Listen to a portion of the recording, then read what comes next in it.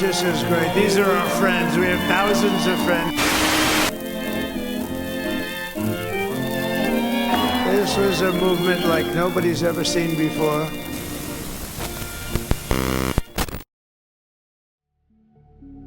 Hey everyone, it's been a while. I know some of you are probably wondering where I disappeared to, and to be honest, I need a little break. Life outside this channel has been chaotic, and between research, work, and just the stress of existing in this world we live in, I had to step away to recharge. But I want to say thank you to everyone who stuck around. I wasn't gone for good. If anything, I was preparing for what we're diving into tonight. We're talking about something that has been gnawing at me for a while now. Something that feels bigger than politics, bigger than one man, and honestly, scarier than most of the horror stories I've covered here. I want to talk about the cult of Maga. To allow us to send a message to all the tyrants, the communists, and the globalists that this is our nation, not theirs. Yes. That we will not allow the American way and the United States of America to go down. Thank you, divine, omniscient, omnipotent, and omnipresent Creator God, for filling this chamber with your white light of love, with your white light of harmony. Thank you for filling this chamber with patriots that love you and that love Christ. Thank you, divine, omniscient, omnipotent, and omnipresent Creator God, for blessing each and every one of us here and now. Thank you, divine Creator God, for surrounding and filling us. Before the comments flood with arguments about politics, I want to be clear, this isn't about which party you support. It's about the way people gather around ideas, and more specifically, the way they gather around people. What I'm going to lay out tonight is that Maga isn't just a political movement, it's a cult. And when you start looking at the signs, it's almost impossible to unsee it. Think about it. The chants, the devotion, the rituals, the loyalty to one man no matter what he does. It checks every single box that cult experts warn us about. Maga isn't just about voting every 4 years. It's about identity. It's about belonging. It's about faith. And by the end of this video, I think you'll understand why comparisons to Jonestown, to Heaven's Gate, or even to Nexium aren't as exaggerated as it might seem. So grab a drink, sit back, let's dive into the strange, unsettling, and sometimes terrifying world of the cult of Maga. Before we can break down how Maga resembles a cult, we need to step back and ask a basic question. What exactly is a cult? The word gets thrown around a lot. People use it casually to describe intense fandoms or obsessive communities. But in the sociological sense, a cult has a very specific structure. Cults almost always start with a charismatic leader, someone who people view as larger than life. This leader is often viewed as the one and only who can provide answers, the only one who can save the group, or even the world. Think about Jim Jones of Jonestown, who convinced hundreds of followers to literally give up their own lives for him, or Marshall Applewhite of Heaven's Gate, who convinced his people that a UFO was waiting for them beyond this world. These weren't just leaders, they were saviors in the eyes of their followers. Another hallmark of cults is an us versus them mentality. The group defines itself not just by who's inside, but by who's outside. Everyone outside the cult is an enemy, corrupt, or blind to the truth. This creates a bubble of loyalty where anyone who questions the group is immediately pushed away, sometimes even cut off completely. Cults thrive on isolation because when members are cut off from an outside world, the only voices they hear are the ones inside the group. Then you have rituals. These can be chants, ceremonies, uniforms, or even repeated behaviors that create unity. In Jonestown, it was loyalty pledges and endless sermons. In Heaven's Gate, it was the identical clothing and haircuts. The specifics differ, but the point is always the same: reinforce unity and strip individuality. Finally, there's the doomsday narrative. Most cults survive by convincing their followers that the outside world is collapsing, that if they don't follow their leader, everything will fall apart. This creates fear and dependency. The followers can't imagine life outside its cult, because life outside the cult is painted as doomed and meaningless. Now keep all of that in mind. A charismatic leader, unquestioning loyalty, and us versus them mentality, rituals and symbols, financial exploitation, and doomsday prophecies. These are the traits that make a cult a cult. And when they start examining the Maga movement, you'll see that every single one of these boxes is checked. What started as a political slogan in 2015 has grown into something far deeper and far more unsettling than a campaign. It's become for millions of Americans their identity, their religion, and their truth. And that's where the story begins, with the birth of Maga. To really understand how Maga turned from a campaign slogan into what I'm calling a modern-day cult, we have to rewind to 2015. When Donald Trump announced his candidacy, most of the political world saw it as a publicity stunt. A billionaire reality TV star running for president? It sounded like a joke, but what people underestimated was how powerful a simple phrase could be: "Make America Great Again." That slogan became more than the campaign line. It became a promise. It spoke to people who felt left behind by globalization, who felt their jobs were being taken, who felt like America had lost something undefinable. The words "great again" implied that there was a golden age, some better time in the past, and that Trump, and only Trump, could bring it back. For a lot of Americans, that wasn't just politics, it was a lifeline. The rally started out like political events, but very quickly, they morphed into something else.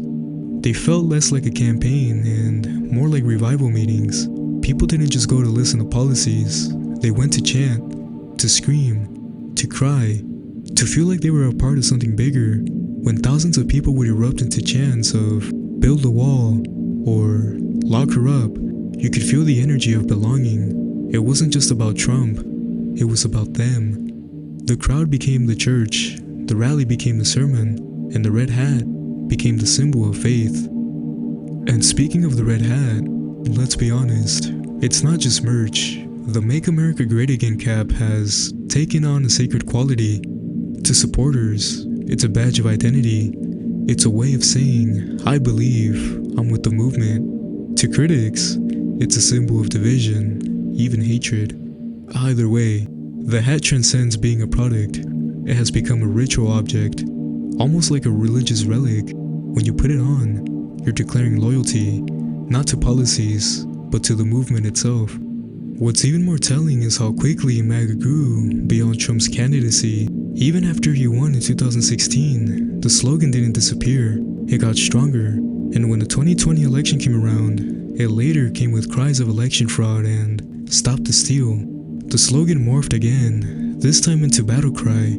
It wasn't just about making America great again, it was about saving America from total destruction. That's how movements turn into cults. They stop being about elections and start being about survival. And that brings us to the most critical element of all, the leader. Every cult has a figure at its center, a leader who is seen as not just a person, but as something greater. For Jonestown, it was Jim Jones. For Heaven's Gate, it was Marshall Applewhite. For Scientology, it was L. Ron Hubbard. For MAGA, it's Donald J. Trump. Now, let's be clear, Trump didn't invent cult-like devotions in politics. American history is filled with larger-than-life figures.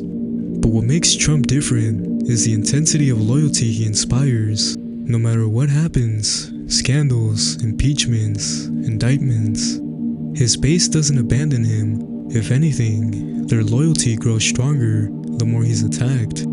To his followers, every criticism isn't just an attack on Trump, it's an attack on them. That's one of the most defining signs of a cult of personality.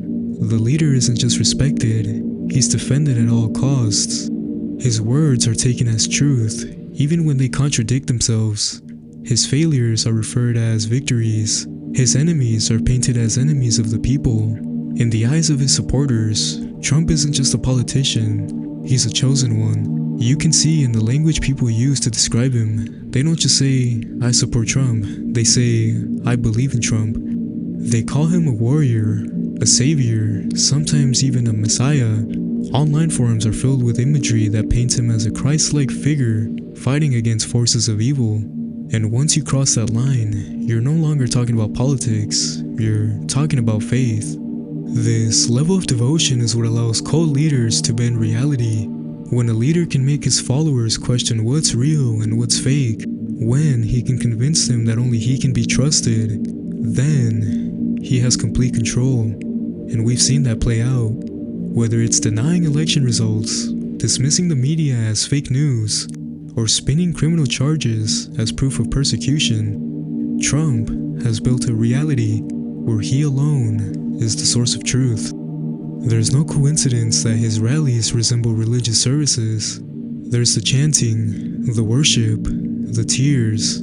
There are the testimonials, people telling their stories of how Trump saved them, gave them hope, or gave them purpose.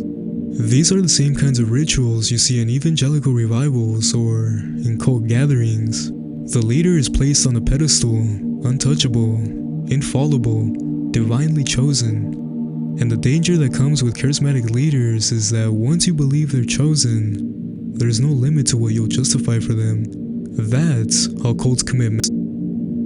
That's how followers burn bridges with families and friends. And that's how political movements turn into something much more darker. Because when loyalty is absolute, reason no longer matters. The leader becomes the truth, and the truth is whatever the leader says it is. Which brings us to the next question. What do cults use to bind their members together? Rituals, symbols, and Maga has plenty of both. One of the easiest ways to spot a cult is by looking at its rituals and symbols. These are the behaviors and objects that create unity, that reinforce the idea of belonging, and that turn a group of individuals into a singular movement. With Maga, the rituals are impossible to ignore. Start with the rallies. On the surface, they're political events. But anyone who's attended or even watched one knows there's something more. They're massive gatherings filled with chanting, music, dancing, tears, and raw emotion. When a crowd of thousands breaks into chants of "lock her up" or "build the wall," it's not just a protest, it's a ritual. These repeated mantras act like affirmations, reinforcing loyalty and identity. Every time the words are shouted, the bond between leader and follower grows tighter. Think about the call and response style that happens at these events. Trump says, "Who's going to pay for that wall?" And the crowd roars back, "Mexico." This isn't just politics, it's liturgy. It's the same structure you'd find in church service, where the pastor calls out a line and the congregation responds. It's an act of collective worship. Even the American flag itself has been rebranded under Maga. Flags aren't just waved, they're altered, redesigned, remade into Trump flags. The national symbol of unity becomes a personal symbol of loyalty to the leader. Entire parades and boat rallies fly nothing but Trump banners, transforming a national icon into a partisan relic. That kind of repurposing of symbols is something cults excel at. They take the familiar and remake it in the image of the leader. And of course, we can't ignore January 6th. For many in the movement, storming the Capitol wasn't just a protest, it was a pilgrimage. People traveled across the country, some even from overseas, to gather for what they believed was a sacred mission, to save their leader and, in their eyes, their country. The chants, the flags, the sheer energy of the crowd, it all mirrors the way cults carry out collective rituals. In their minds, they weren't rioters, they were soldiers of faith. It's clear that Maga has developed its own set of rituals and symbols, and these rituals do exactly what they're meant to. They strengthen devotion, reinforce loyalty, and blur the line between politics and religion. But what gives rituals their power isn't just symbols, it's the story behind them. The narrative that without Trump, everything will collapse. And that's where the doomsday prophecy comes in. If you study cults long enough, one theme jumps out over and over again: the end of the world. Cults thrive on apocalyptic thinking. The message is always the same. Without the leader, without the group, destruction is inevitable. Fear is the glue that holds it all together. In Maga, the apocalypse isn't presented as fire raining down from the skies or UFOs coming to wipe out humanity. Instead, it's framed as collapse of America itself. The narrative is simple. Without Trump, America dies. Without the movement, the country falls into chaos, corruption, and tyranny. The constant sense of looming down keeps people locked in, desperate to believe that their leader is the only one who can save them. You hear it in speeches: they're coming for your jobs, they're coming for your guns, they're coming for your freedom. Every policy disagreement becomes a battle for survival. Every election becomes the most important election of all time. This isn't ordinary politics, it's survivalist thinking. And then there's QAnon. While not identical to MAGA, it has become deeply entwined with the movement. QAnon paints a doomsday scenario of shadowy elites, global conspiracies, and a coming storm where Trump will expose and punish the villains. It's pure apocalyptic prophecy, the kind of story cults have used for decades. The only difference is that instead of spreading it through in-person gatherings, this one spreads online, reaching millions through message boards and social media. The Stop the Steal campaign in 2020 is another example. The narrative wasn't just about questioning an election, it was framed as a fight for the very soul of the country. Trump himself said things like, "If I lose, you won't have a country anymore." That's classic doomsday rhetoric. It convinces followers that even the normal processes of democracy are threats to survival. And just like with other cults, when prophecies fail, the followers don't abandon the movement, they double down. When the supposed storm never came, when courts rejected the election fraud claims, when Trump left office, the faithful didn't give up. Instead, they twisted the narrative. Maybe the timeline was wrong. Maybe the enemies were stronger than expected. Maybe their leader had to step away to come back even stronger. That's the power of apocalyptic thinking. It doesn't collapse when proven wrong. It adapts. This is the same reason why doomsday cults like Heaven's Gate could survive failed prophecies. When the promised UFO didn't show up, the belief didn't die. It shifted. It bent, but it stayed alive. MAGA operates the same way. The prophecy of doom is never fully disproven, because the fear of collapse never truly goes away. And when you have millions of people convinced that the country's very survival depends on one man, you no longer have a political movement, you have a cult preparing for the end of times. But what really locks people in isn't just the apocalypse story, it's the division. It's the way cults separate believers from outsiders, and MAGA has perfected that tactic. One of the most destructive traits of any cult is the way it isolates its followers. To maintain loyalty, cults have to spread their members from outside voices. They create a wall between leaders and outsiders, painting everyone beyond that wall as enemies. MAGA has mastered this tactic. From the very beginning, the media was branded as the enemy. Fake news became one of the most powerful phrases in Trump's vocabulary.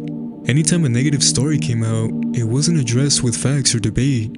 It was dismissed as fake, corrupt, or part of a conspiracy. To the faithful, this meant that no outside source could be trusted. The only truth came from inside the movement, from Trump himself. That's classic cult isolation. And it doesn't stop with the media.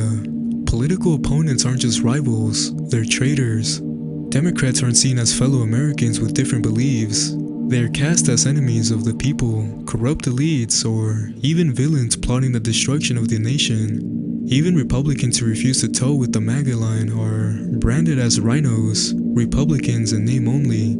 That's the same purging tactic cults use to keep their flock pure. The division isn't just political, it's personal. Families have been split apart by MAGA, friendships have ended, Thanksgiving dinners have turned into battlefields. The isolation isn't always physical, but it's emotional and psychological. Followers are told, directly or indirectly, that anyone who doesn't believe is part of the problem. That kind of division forces people to choose the cult over their loved ones. And for many, the movement becomes more important than family. Social media deepens this isolation. Platforms like Truth Social, Telegram groups, and Facebook echo chambers create closed worlds where only pro-MAGA voices are heard. Outsiders are ridiculed or banned. Followers end up living in information bubbles where every message reinforces their beliefs and demonizes the outside. That's the very definition of cult control. And here's the thing. Once you're inside a group that sees the world as us versus them, stepping away feels impossible.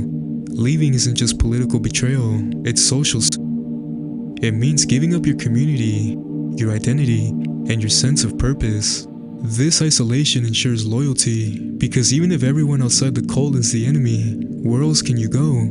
That's how MAGA keeps people locked in. And while isolation keeps people inside, another factor keeps the machine running: money.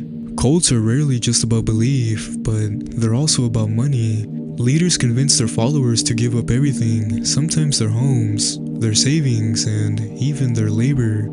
all in service of the cause. MAGA may not demand people hand over their entire lives, but the financial machinery behind the movement is undeniable.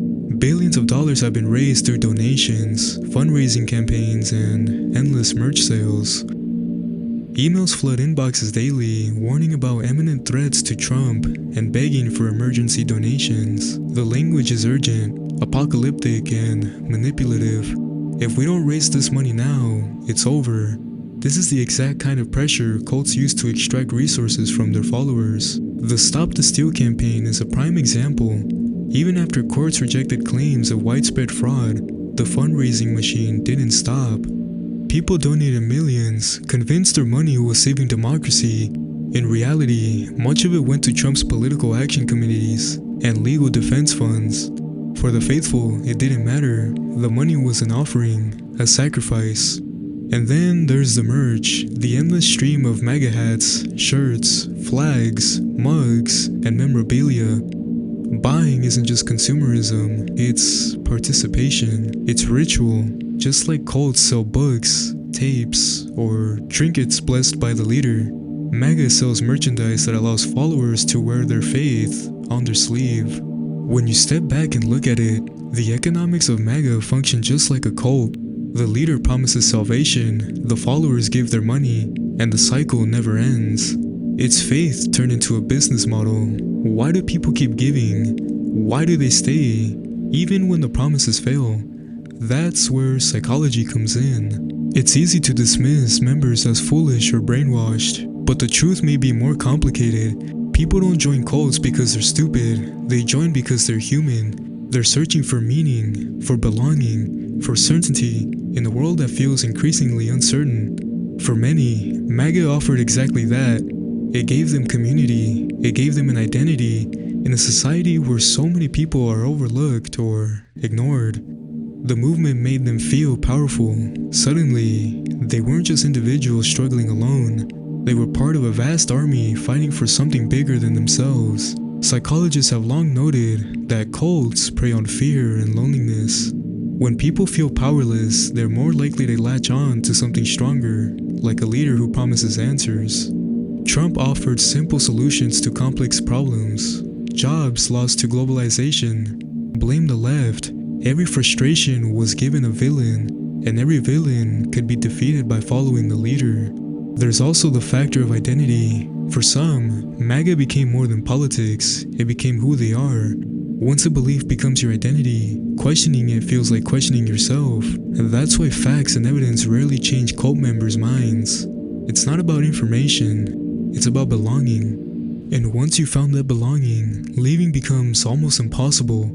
The cost of abandoning the movement is too high. You lose your community, you lose your purpose, and the story that makes sense of your life. That's why people stay, not because they're trapped by force, but because the cult gives them something they can't imagine living without. While MAGA feels unprecedented in its scale and reach, it's not the first America has seen a movement like this. History is filled with political and religious movements that share the same DNA. In the 1850s, the Know Nothing Party built a movement on fear of immigrants with promises to restore American greatness. In the 1950s, McCarthyism fueled paranoia with its witch hunts against supposed communists, demanding loyalty and silence. In the late 20th century, televangelists built empires by mixing faith, fear, and money, convincing millions that only their ministry could save America from moral collapse. MAGA is the latest iteration of a very old pattern. Charismatic leaders offering simple answers, promising salvation, and demanding loyalty. The difference today is the power of social media. Platforms amplify messages instantly, create echo chambers, and spread propaganda on a scale cults in the past could only dream of. So while MAGA is unique in its details, it fits into a long tradition of American cult-like movements. And history teaches one important lesson: they don't just fade away quietly, they leave scars on people, on families, and on the country itself. So, after looking at all of this, the charismatic leader, the rituals, the symbol, the doomsday prophecies, the isolation, the money, the psychology, and the history, it's hard to deny that MAGA functions less like a political movement and more like a cult. It doesn't matter where you stand politically, what matters is the structure, the behavior, the devotion. Millions of people see Trump not just as a candidate, but as a savior. And once faith reaches that level, reason no longer matters. The question is, where does it go from here? Does MAGA fade as just another strange chapter in American history, or is it the beginning of something even bigger? Something that could reshape the country in ways we haven't yet predicted. I want to hear your thoughts. Do you believe MAGA is truly a cult, or is it simply politics cranked up to the extreme? Let me know in the comments below. I read all of them, and I love hearing your perspectives. And once again, thank you for sticking with me during my break from uploading, but I'm back now with more deep dives, more strange stories, and more unsettling truths.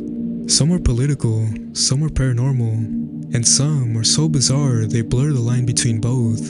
So if you haven't already, make sure you subscribe because this is just the beginning. The world is full of cults, conspiracies, and creepy stories waiting to be uncovered. And trust me, you don't want to miss what's coming next.